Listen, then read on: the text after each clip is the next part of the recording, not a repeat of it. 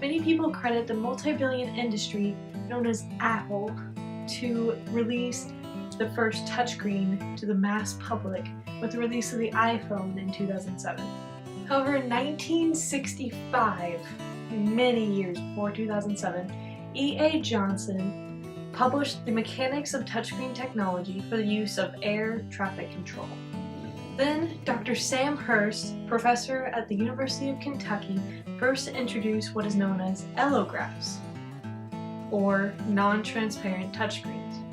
After much development and many years of work, Microsoft introduced Windows XP in 2002, which included the first mass public screening of only parts of a touchscreen.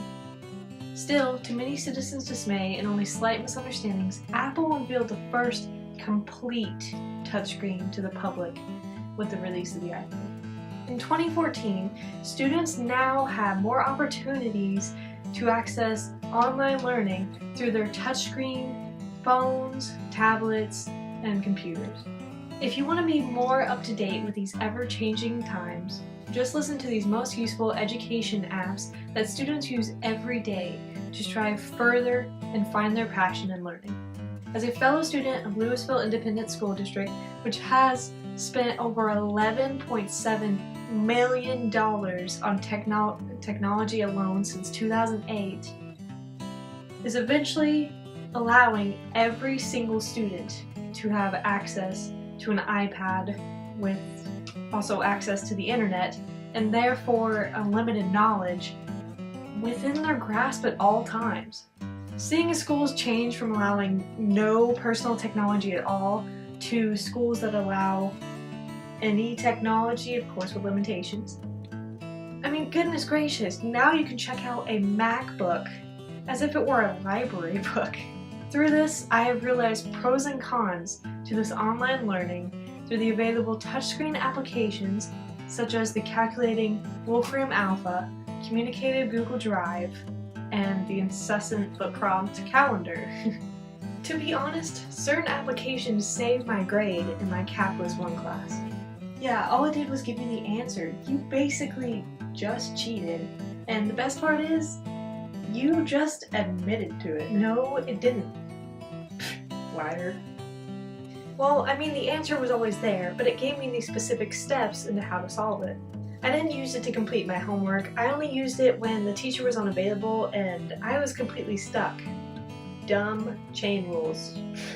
Point is, certain applications can teach students how to overcome challenges and learn other solutions than just asking the teachers or professors, as they are humans too and cannot always be available for help, whereas the internet can. What do you think of that, Miss Contrast?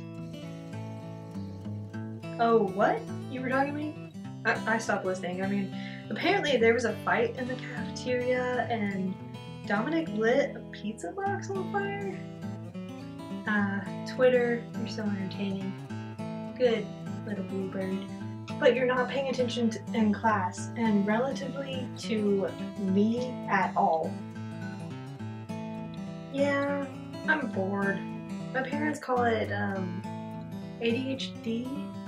Okay, so obviously some apps are more of a distraction than a useful tool.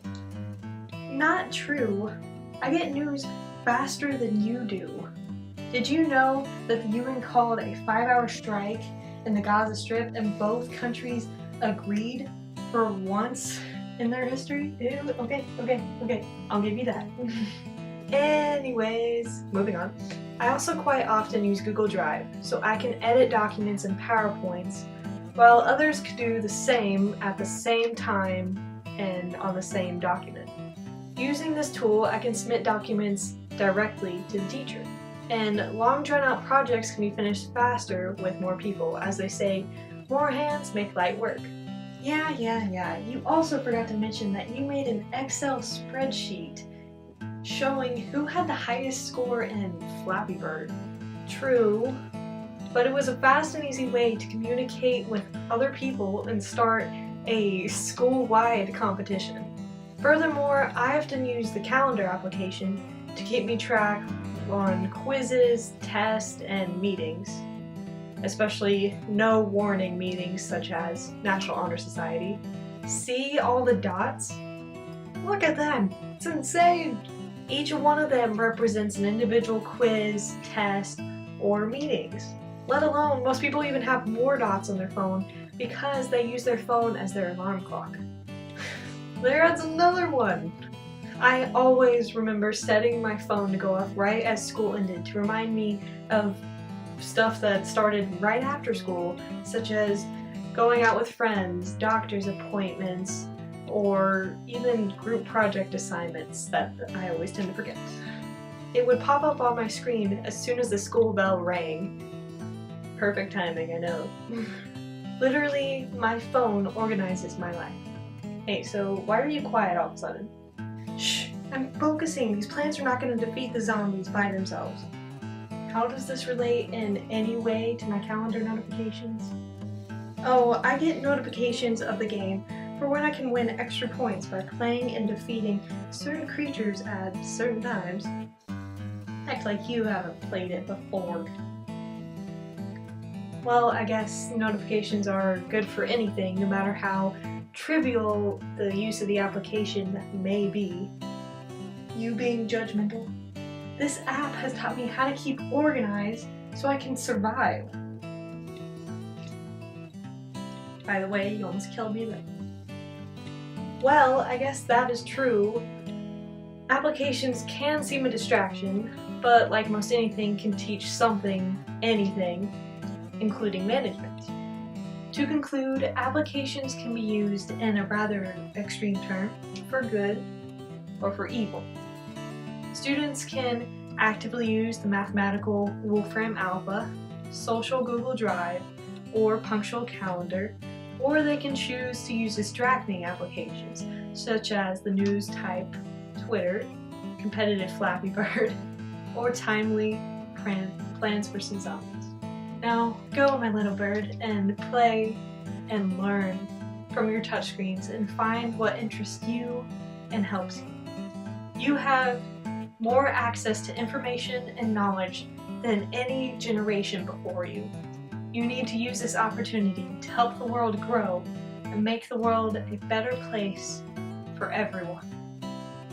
As Apple says, there's an application for everything. So research and learn. Literally, the whole world is at your fingertips.